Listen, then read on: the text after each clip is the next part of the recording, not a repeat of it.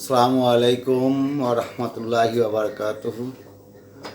Welcome back to you, dear children, with a new lesson on the final part or final episode of the basic identification of part of speech. আমাদের previous ক্লাসে যেটা দিয়েছিলাম আমরা সেখান থেকে একটু ফিরে আসি। প্রিভিয়াস ক্লাসে আমরা লাস্ট যেটা দিয়েছিলাম সেটা হচ্ছে যেমন ধরো ফাদার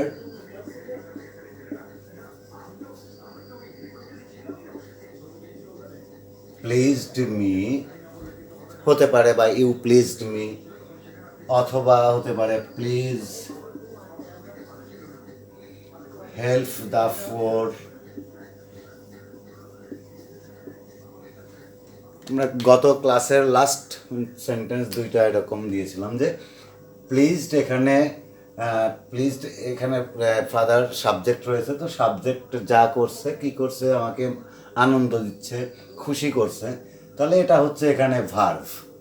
একইভাবে প্লিজ এখানে পুরো সেন্টেন্সটাকে মডিফাই করার কারণে এই সেন্টেন্সটা এই প্লিজ এখানে হয়েছিল অ্যাডভার্ব, কারণ আমরা জানি যে পার্ট অফ স্পিচ পুরো সেন্টেন্সটাকে মডিফাই করতে পারে, সেই পার্ট অফ স্পিচকে আমরা অ্যাডভার্ব বলে থাকি। তো এটা ছিল আমাদের প্রিভিয়াস ক্লাসের লাস্ট সেন্টেন্স দুইটা, লাস্ট পার্ট অফ স্পিচ আইডেন্টিফিকেশনের উপায়। আজকে আমরা যেটা শুরু করতে চাচ্ছি সেটা হচ্ছে এরকম, ধরে নাও WH যুক্ত কোনো শব্দ দিয়ে যদি কোনো সেন্টেন্স শুরু থাকে সেক্ষেত্রে কীভাবে হতে পারে। যেমন ধরে নাও হুইচ ইজ ইয়োর পেন, এখানে আমরা লিখলাম যে হুইচ ইজ ইয়োর পেন, অথবা আমি যদি বলতাম এই পেন দিয়েই which pen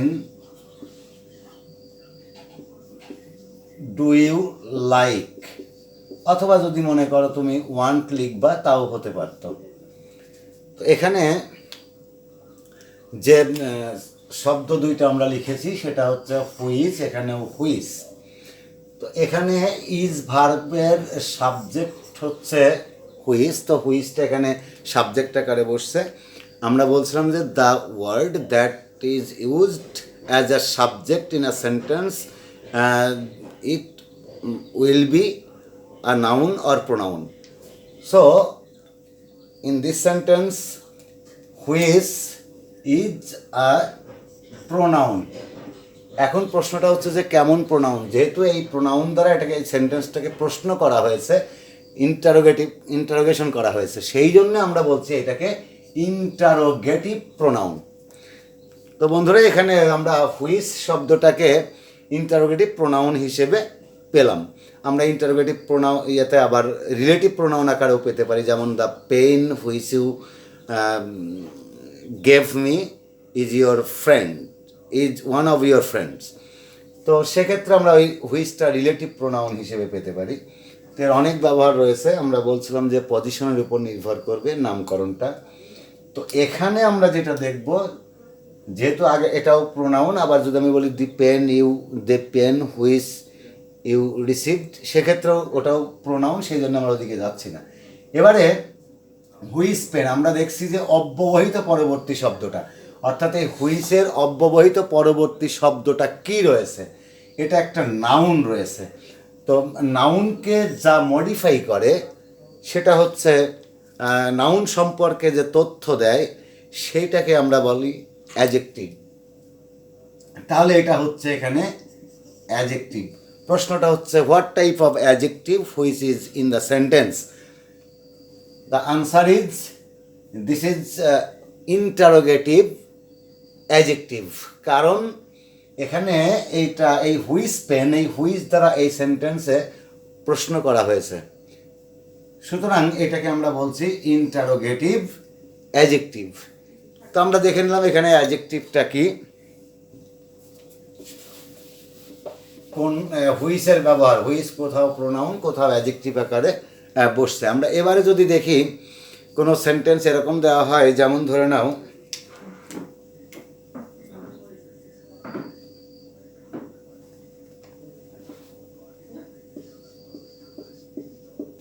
Shakib Al Hasan plays well.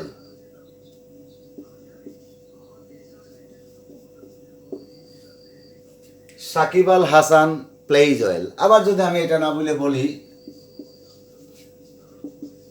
You are well,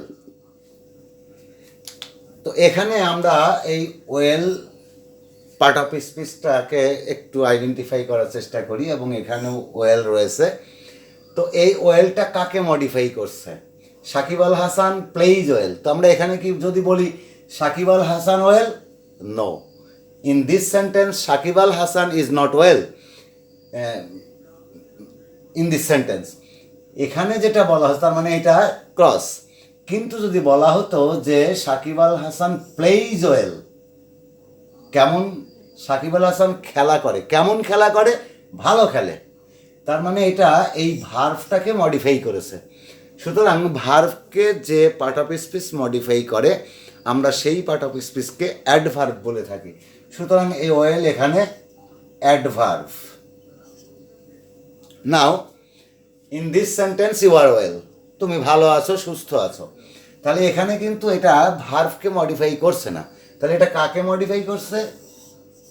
এখানে এই প্রোনাউনটাকে মডিফাই করছে, অর্থাৎ এটা সাবজেক্ট প্রোনাউন সাবজেক্ট আকারে বসছে। তার মানে এইটা এই ওয়েলটা এখানে মডিফাই করছে প্রোনাউনকে। সুতরাং এটাকে আমরা এখানে বলছি adjective.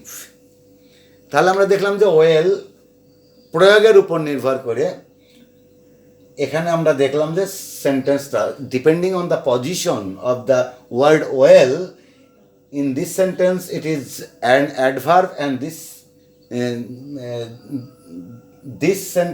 in this sentence the word well is an adjective. Next, আমরা এবারে আরেকটি সেন্টেন্স লিখে দেখি। যেমন ধরে নাও যে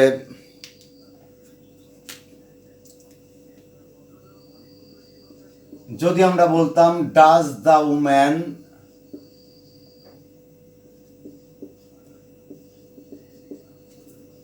like her husband,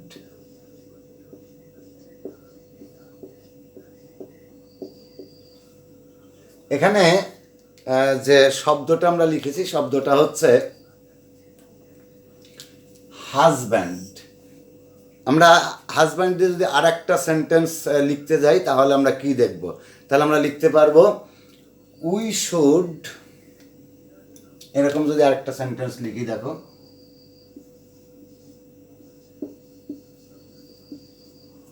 we should husband our financial resources.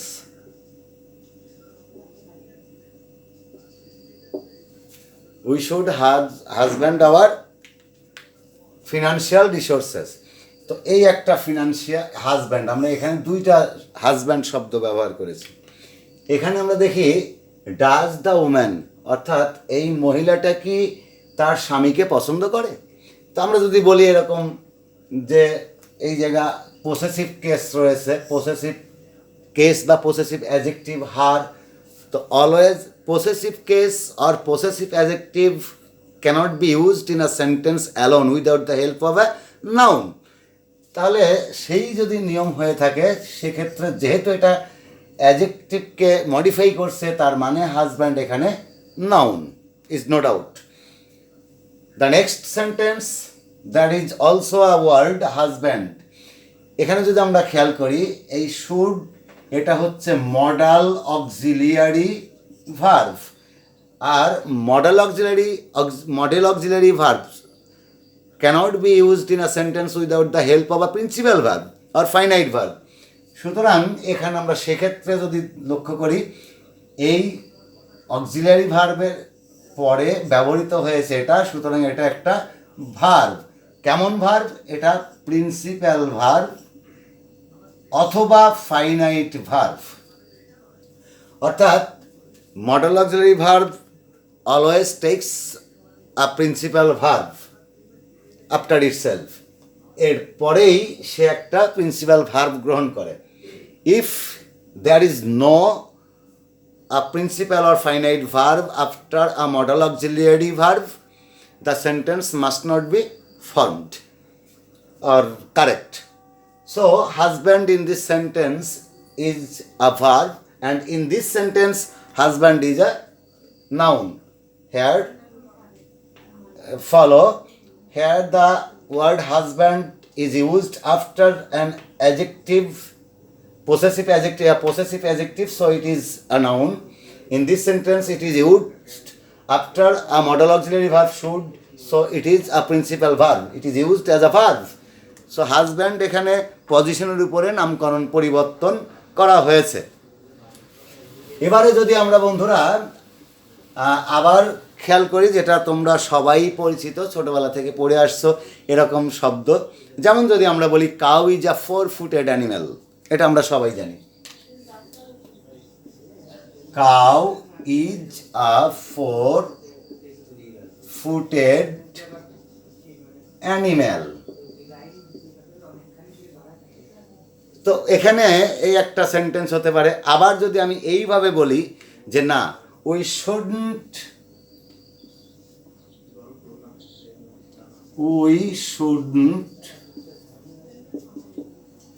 cow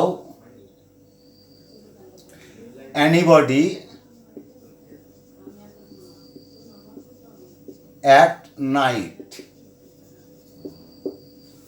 তো আমরা এখানে দুইটা ব্যবহার করেছি, এই একটা কাউ, এই একটা কাউ। তো সেক্ষেত্রে যদি আমি এই সেন্টেন্সটাকে এইভাবে খেয়াল করো বন্ধুরা, কাউ এখানে সাবজেক্ট আকারে বসছে। The sentence cow is a 4-footed animal, in this sentence cow is used as a subject, আর subject is always a noun, either a noun or a pronoun. So cow is in this sentence, in the sentence is a noun, but this is in this sentence cow is used as a verb because it is used after should not is a modal should is a modal auxiliary verb, and should not is a negative form of modal auxiliary verb should. So should not takes a verb, it is called finite verb. So cow is used as a verb in this sentence. In the two sentences written on the whiteboard, the first one is used as a noun and the second one is used as a verb. So, cow, firstly it is a noun and secondly it is used as a verb. The two parts of speech are used in the sentences according to its position, অর্থাৎ এর অবস্থানের উপর নির্ভর করে নামকরণটা করা হয়েছে। সুতরাং আমরা এটা বলতেই পারি। যদি আমরা এভাবে বলতাম কাউ না দিয়ে, তোমরা আরেকটা বিষয় আমরা দেখি, যে তোমরা জানো যে আমাদের খুবই পেট অ্যানিম্যাল, পোষা প্রাণী, আমাদের বিশ্বস্ত প্রাণী যাকে আমরা বলি থাকি, সেটা হচ্ছে ডগ। তো আমরা যদি এখানে এইটাকে ডগ দিয়েও দেখাই, ডগ কাউয়ের পরিবর্তে আমরা we are going to use dog in lieu of cow or instead of cow. Dog is a faithful animal. Dog is a faithful animal. এটা আমরা বলতে পারি। আবার যদি এমন বলতে পারি যে এই ডগটাকে আরেকভাবে যদি ব্যবহার করি, dog to the thief. The two sentences, the first word of the two sentences are the same, that is dog. The first sentence, in the first sentence, dog is used as a subject in the sentence.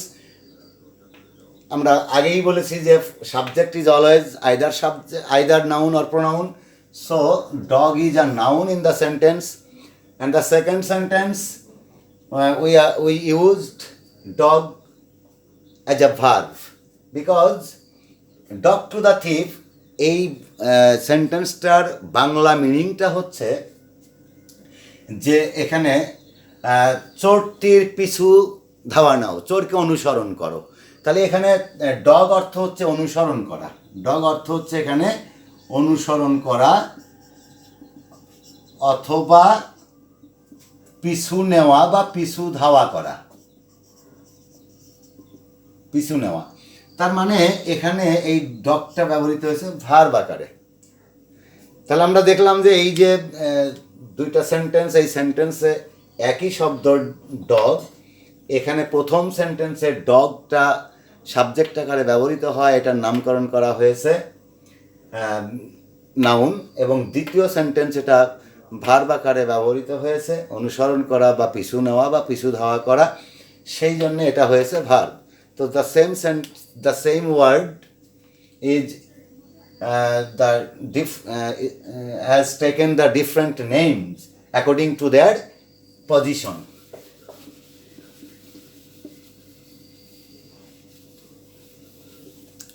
Next যদি আমরা এরকম দেখি, যেমন ধরে নাও যে তোমার ক্লাসে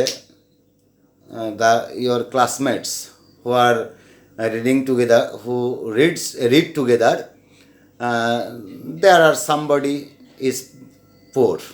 তো আমরা সেক্ষেত্রে হয়তো লিখতে পারি এরকম যে the boy is poor, the boy is poor, এই ছেলেটি গরিব। এখন এই যে ছেলেটি গরিব, এই গরিবটা এখানে কি বোঝাচ্ছে, কাকে নির্দেশ করছে? এটা নির্দেশ করছে এই যে আমাদের এখানে যে সাবজেক্ট রয়েছে, কারণ এখানে আমরা দেখেছি একটা লিঙ্কিং ভার্ব রয়েছে, আর লিঙ্কিং ভার্বের পরে যেটা ব্যবহৃত হয় সেটা কমপ্লিমেন্ট, এবং এটা হচ্ছে adjective complement.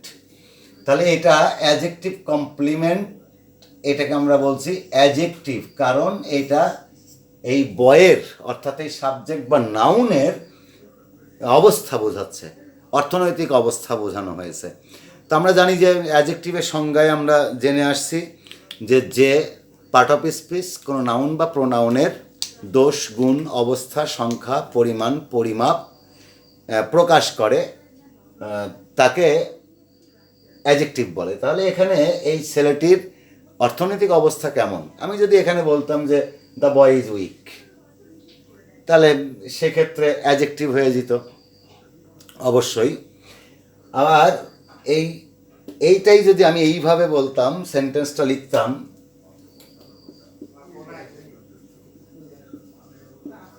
The poor are neglected in the society, আমি এখানে ব্যবহার করতে পারতাম দি পোর আর ইউজুয়ালির শব্দটাও এখানে ব্যবহার করতে পারতাম। অর্থাৎ স্বভাবতই আমাদের সমাজে গরিবেরা অবহেলিত হয়ে থাকে, অবহেলিত। তাহলে এখানে আমরা দেখছি এই পোরটা এখানে সাবজেক্ট আকারে বসছে।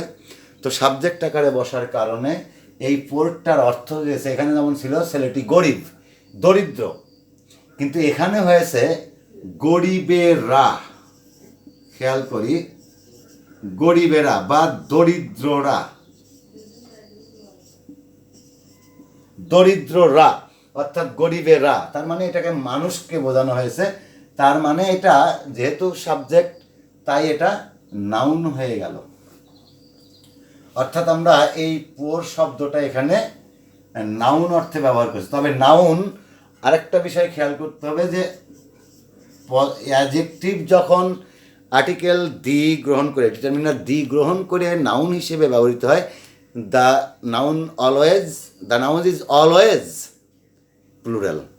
এখানে দ্য ফোর, যেমন আমি যদি বলতাম যে হি ইজ রিচ, রিচটা অ্যাডজেক্টিভ, কিন্তু যদি বলতাম the rich are not always happy, তাহলে এই রিচটা এখানে ধনীরা অর্থাৎ ওই ব্যক্তিদেরকে বোঝানো হতো, তাই এটা নাউন হয়ে যেত। তবে অ্যাডজেক্টিভ যদি দি গ্রহণ করে নাউন হয় তাহলে বুঝতে হবে যে অলওয়েজ সেটা কী হবে, অলওয়েজ সেটা প্লুরাল হয়ে যাবে। তো the noun must be plural.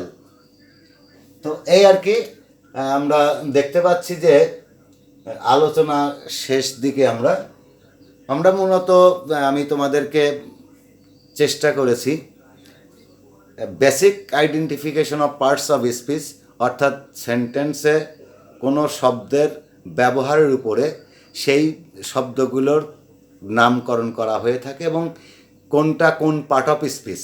আমি শুরুতেই বলেছিলাম তোমাদের যে পার্ট অফ স্পিচের ব্যবহার আমরা যে কথাই বলি না কেন সেই কথাগুলো তিনটা জিনিসের মধ্যে থাকবে। এক, হয় সেটা যে কোনো টেন্সে থাকবে, পাস্ট, প্রেজেন্ট, ফিউচার। যেমন আমি যদি বলি আই ইট রাইস, এটা present tense. I will eat rice, এটা future tense. I ate rice, এটা পাস্ট টেন্স। তার মানে টেন্সগত দিক হয়ে গেল। আবার এটা যে 5 প্রকার সেন্টেন্স রয়েছে, assertive, interrogative, imperative, objective, exclamatory, এই 5 প্রকারের যে কোনো একটা সেন্টেন্স হতে পারে। যেমন আই ইট রাইস, এটা assertive sentence because the sentence starts with a subject and ends with a full stop, the symbol of full stop. এরকম যদি আমি আরও বলতাম যে how nice the bird looks, এখানে একটা অ্যাড হাউ দ্বারা শুরু হয়েছে এবং এক্সক্লামেশন মার্ক দ্বারা শেষ হয়েছে, সুতরাং এটা এক্সক্লামেটরি সেন্টেন্স। যদি বলতাম would you like to go to the seashore, তুমি কি সমুদ্র সৈকতে বেড়াতে যেতে পছন্দ করো বা বেড়াতে যেতে চাও, তো সেটা প্রশ্নবোধক হয়ে যেত, ইন্টারোগেটিভ সেন্টেন্স। এবারে আরও 3 প্রকার সেন্টেন্স রয়েছে। আমরা জানি যে সেখানে সিম্পল, কম্পাউন্ড এবং কমপ্লেক্স। তো সিম্পল, কম্পাউন্ড, কমপ্লেক্স এর ক্ষেত্রে যেমন আমি যদি বলতাম when I came here I started teaching you on the basic identifications of parts of speech. তো এটা একটা কমপ্লেক্স সেন্টেন্স। আবার হতে পারতো যে coming here I started teaching on the basic identifications of parts of speech, এটা একটা simple sentence হয়ে যেত। আবার যদি আমি এই সেন্টেন্সটাকে কমপ্লেক্স করে নিতাম তাহলে কি হতো, I came here and started teaching on the basic identifications of parts of speech. These are the systems of making sentences. And the last one is part of speech. আমি যে কথাগুলোই বললাম, এই যে আমি এতগুলো শব্দ এক একটা সেন্টেন্সে ব্যবহার করেছি, তার প্রত্যেকটা শব্দ, the each words of the sentence will be a part of speech. তাহলে আমরা এখানে এটা স্পষ্টই বুঝতে পারছি যে সেন্টেন্সটা যাই করি না কেন, সে যে প্রকারেরই হোক না কেন, তার প্রত্যেকটি শব্দই এক একটা part of speech. Are the part of speech এইগুলোর নামকরণ করা হয়ে থাকে এর পজিশনের উপরে। তো ঠিক আছে শিক্ষার্থী বন্ধুরা, আমরা আপাতত আজকের জন্যে এবং এই basic identifications of parts of স্পিচের আজকে এই লাস্ট এপিসোড ছিল। আমি তোমাদের সাথে শেয়ার করতে চেষ্টা করেছি সুন্দরভাবে উপস্থাপনার জন্য, তোমাদের বোঝার মতো বোধগম্য করে তোলার জন্যে। আশা করি তোমাদের ভালো লেগে থাকবে এবং এখান থেকেই তুমি সেন্টেন্সের যে ব্যবহৃত শব্দগুলো কোন পার্ট অফ স্পিচ এখন থেকে বাড়িতে you have to practice at home on the basic identifications of parts of speech by writing some sentences. The sentence may be simple, compound, complex, assertive, interrogative, imperative, optative or exclamatory or any kinds of tenses. এরকম লিখে তুমি সে বাড়িতে এটা practice করবে। Of course all of you practice at home writing sentences by finding out the names of the part of speech according to their positions. So, okay, thank you, dear children. Keep peace and prosperity, and Allah will be always with you. Thank you so much.